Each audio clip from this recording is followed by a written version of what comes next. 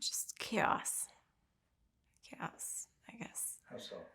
Um, just knowing that every day when we were in the DFAC eating, that we had to like jump under the table. There was always incoming, outgoing, and it took us a while to kind of get used to which was incoming and outgoing.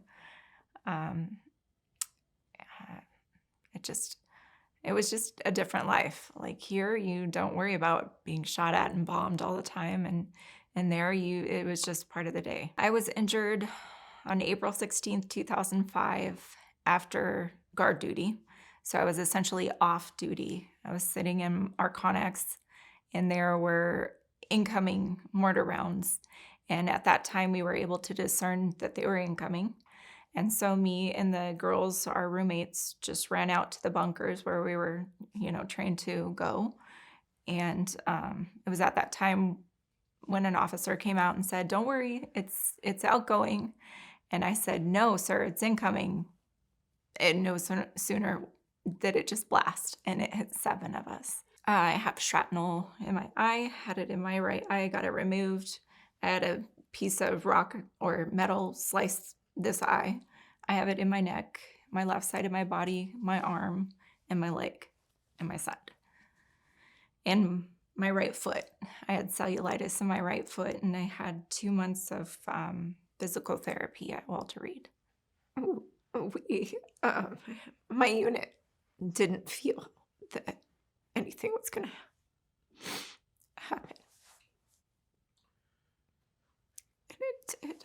We lost some people, and so it just was really real. And that's the day where everything changed.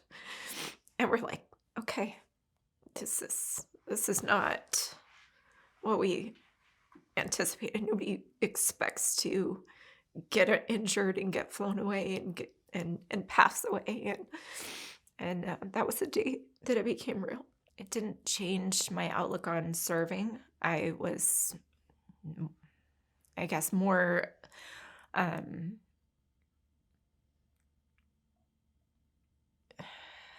I guess I had more of a will to serve. I guess I was just more, not necessarily angered, but driven to serve even harder. I don't know, but it changed my outlook on how precious life is. And at a second, I just remembered my first stop. I was so scared because I didn't know the extent of my injuries at the time. And they were cutting off my shoes and cutting off my clothes, and I had no idea what was going on. They started giving me medication because I started feeling pain, but I was still confused and nobody was talking to me about what was going on. They just said, "You're going to be okay."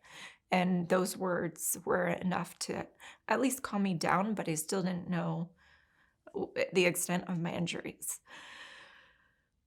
And then after that, I went to Balad, and I sort of got the same comfort from the medical team. They're like, you're fine, we got you, and just that feeling of support and that care.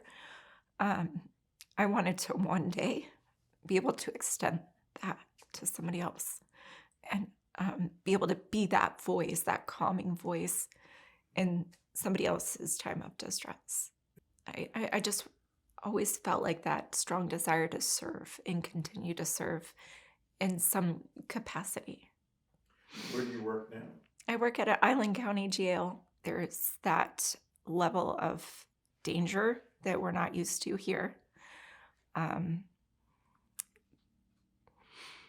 But the feeling of pride is overwhelming that you're doing something for your country, you're serving your country, and you're serving alongside some of the most amazing people in the world, and they will become your family for the rest of your life.